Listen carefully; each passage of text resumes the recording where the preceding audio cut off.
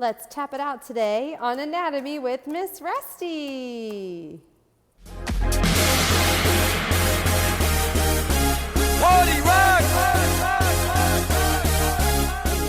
Today we will be reviewing the bones of the hand. Let's look at the different groups of bones we see.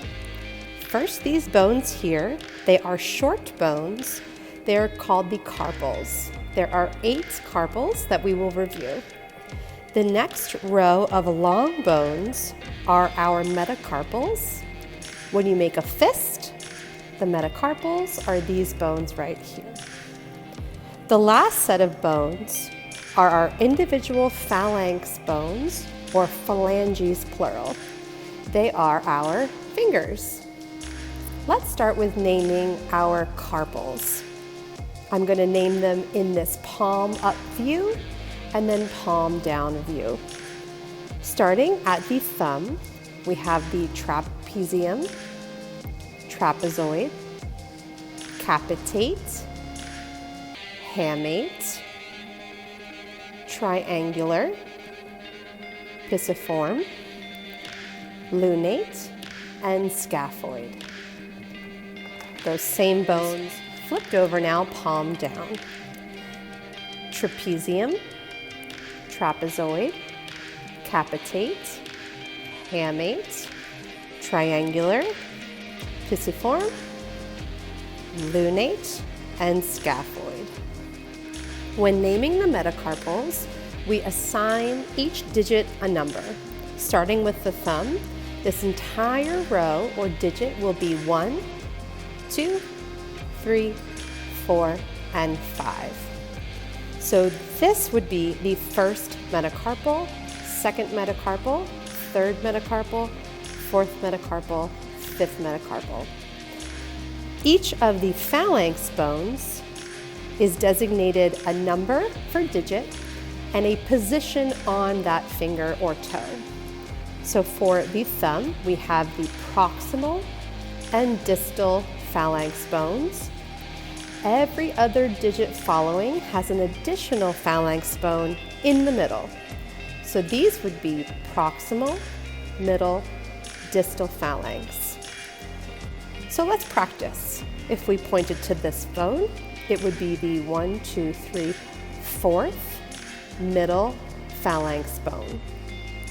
If we pointed to this one, this would be the 2nd proximal phalanx bone. And let's say we pointed to this one. This would be the 5th distal phalanx bone. There are a lot of joints to review in the hand, 4 to be exact, and these are all going to be different synovial joints. Between the carpals, everywhere a carpal to carpal meet, are plain gliding joints, allowing very little movement. Moving up to the next connection, we have a very special joint right here. I'm going to lift this up. This is a saddle joint. There are only 2 saddle joints in the body, and this is one of them. This is the trapezium metacarpal joint, or Carpometacarpal 1 joint. Saddle joints allow for movement in and out, as well as front and back. So that is happening down here at that joint. Continuing up, we have now a joint between the metacarpals and the proximal phalanx bones. These are all nicknamed our knuckles, and they're all condylar joints. These joints allow movement side to side, as well as front and back. The 4th joint that we see in our hand are interphalangeal joints between each 2 phalanx bones. These are hinge joints. Hinge joints allow for the phalanx bones to essentially open and shut, only going in one direction back and forth. First, let's go through the tarsals. There are 7 tarsal bones. I'm going to turn my foot to the side. This is a right foot to show you the calcaneus. This is a very large bone. This is our heel bone, and this is what's going to anchor our gastrocnemius or calf muscle via the Achilles tendon. At the very top of the foot, we have the talus. This is the navicular, kind of looks like a rectangle. And then next to it is the cuboid bone. The cuboid is the most lateral in that row. Then we have three bones that kind of resemble blocks, and they're called cuneiforms.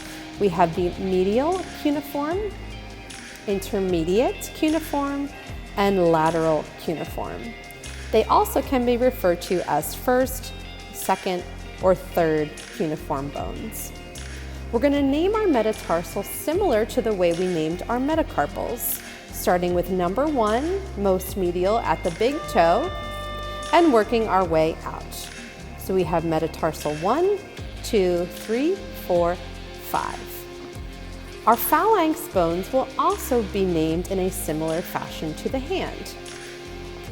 Each phalanx bone, except for the big toe, have a proximal, middle, and distal phalanx, and then the big toe has just a proximal and distal phalanx bone. So let's do some practice. This would be the 5th proximal phalanx. This bone would be the 4th middle phalanx. This bone would be the 3rd distal phalanx. This bone would be the 2nd middle phalanx. And this bone would be the 1st proximal phalanx. Let's review the joints. Again, very similar to what we saw in the hand. Between each tarsal bone is an intertarsal plane gliding joint, allowing a little bit of movement there. Between the metatarsal and proximal phalanx bone, here is the knuckle of the toe.